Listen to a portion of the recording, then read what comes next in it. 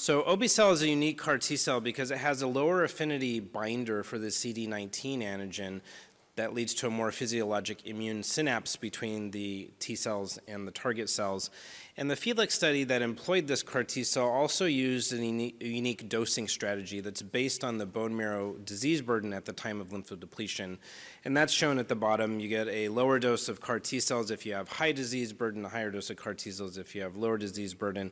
And this is meant to kind of clear out the disease and then make the second dose, which brings everyone to the same total dose, 410 million CAR T cells, that more tolerable and less associated with toxicity. And so on this trial, there were 127 patients that were infused. 78% of them did achieve a complete remission with or without full count recovery. What we've seen thus far with about 3 years of follow-up is 31% of patients have relapsed. A small number of patients have died in relapse from other toxicities. We've had 18 patients that went to a subsequent allogeneic transplant. And thus far, we have about 40% of the patients who were dosed with the obe-cel who remain in a remission without a subsequent consolidative allogeneic transplant. So this is really starting to provide evidence that perhaps CAR T cells can serve as a destination therapy even for patients with relapsed refractory disease. I will point out that one caveat to this analysis is 44% of these patients did previously have an allogeneic transplant before they received obe-cel on trial, and we believe that there's likely a benefit to having had an allogeneic transplant before CAR T cells because in a ROCA analysis with Brexucel, we have seen a benefit in that space. So if you look at the duration of remission, it's 54% at 2 years. The event-free survival is 43% at 2 years, and overall survival is just slightly higher.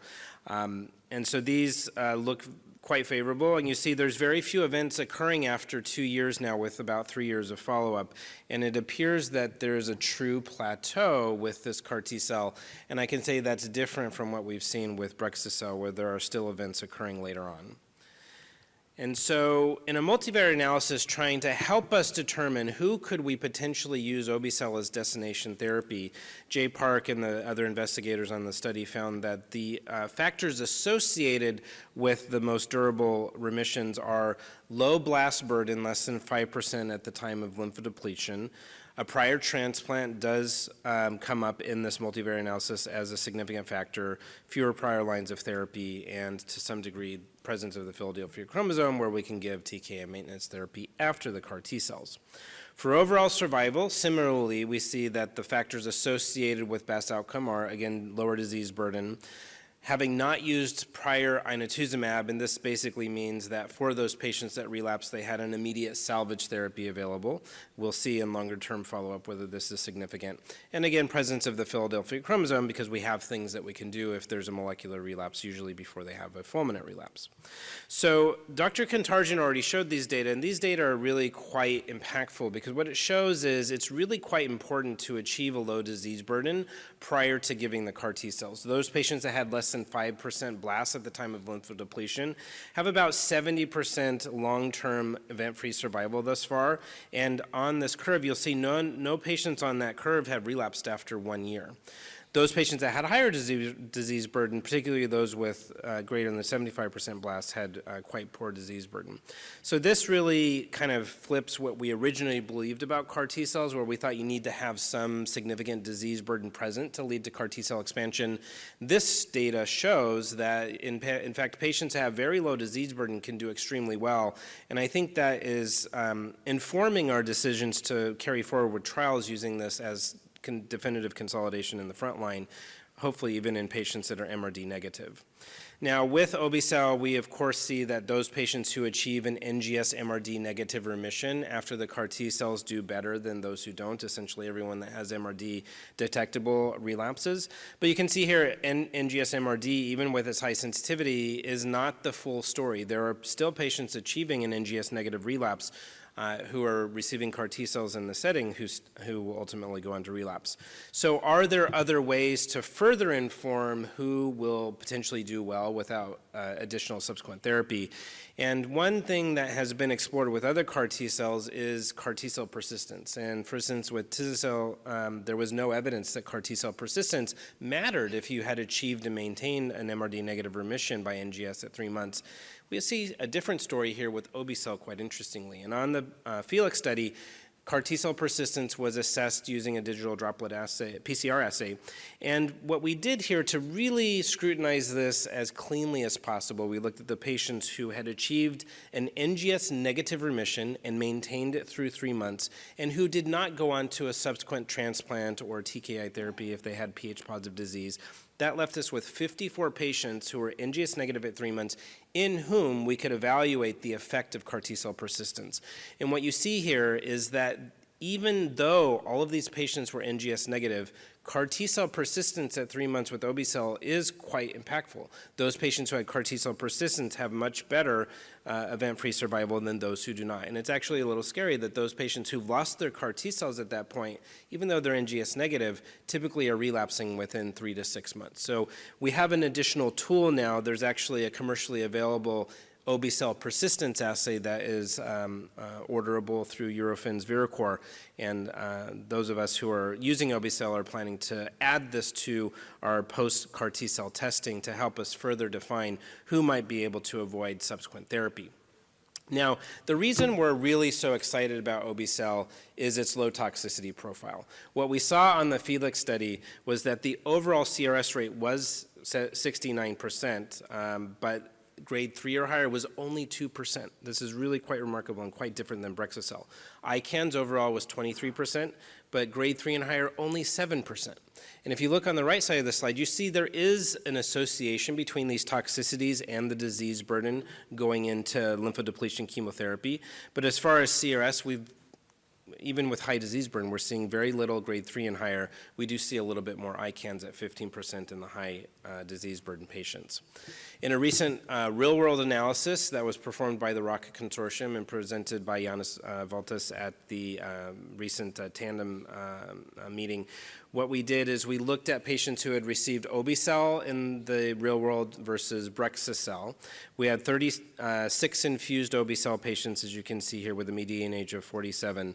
24% had a prior transplant. Most had either prior blin or inotuzumab or both. And we compared this with 54 patients who were otherwise case-matched who had received Brexucel. And what we saw with obe-cel is the CRS rate was indeed lower than with Brexucel, 56 versus 94% overall.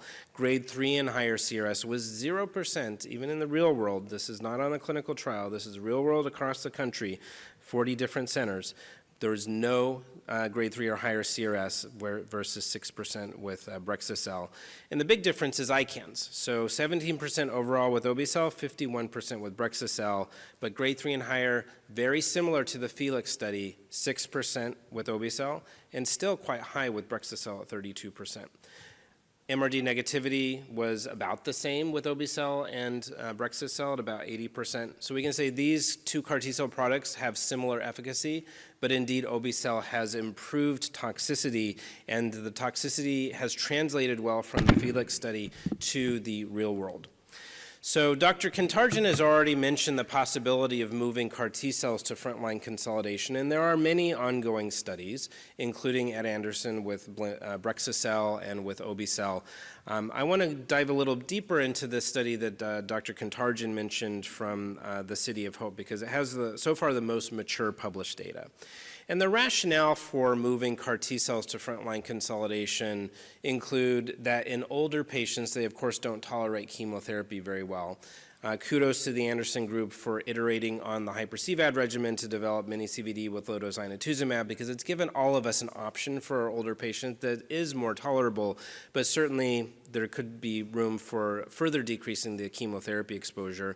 But even outside of age, I think it would be arguable that it might be theoretically better to move CAR T-cells to the front line so that we're not exposing patients to as many lymphodepleting chemotherapies, and that might then translate into more effective CAR T-cells at the time of manufacturing.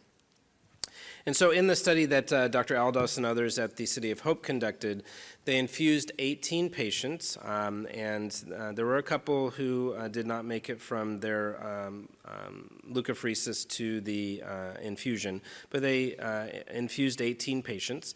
These are all patients aged 55 and older. You can see their characteristics here, median age of 64. There were 6 of the patients had pH-positive ALL, and then the rest had a smattering of other high-risk pH-negative subtypes, including pH-like disease and KMT2A rearrangements. The vast majority of these patients, 83%, had had prior exposure to blinatumomab. And what is shown here so far, with a little over a year median follow-up, is the overall survival is 100% when using this in-house CAR T-cell product as definitive consolidation. Event-free survival is about 75% at 2 years. They did have a few patients that ultimately did go on to subsequent allogeneic transplant, either for molecular progression or for KMT2A rearrangement associated switch to a myeloid lineage. And this, in fact, has been demonstrated with the Brexucell data that KMT2A rearranged ALL is not well served with definitive CAR T-cell therapy. There's still a need for allogeneic transplant because of the risk of lineage switch. And as Dr. Kantarjian has already alluded to, there's lower toxicity when you use CAR T-cells at this stage when patients are in an MRD negative remission. So with that, I'll conclude, and I'll say obe-cel achieves a deep remission with decreased toxicity. The 24-month duration of remission is 54%, and there appears to be a plateau so far with 3 years of follow-up. There are improved outcomes in patients who have pH-positive disease, especially patients who have low disease burden going into LD and those who've had a prior transplant. We have an additional tool now using CAR T-cell persistence, and thankfully this is commercially available.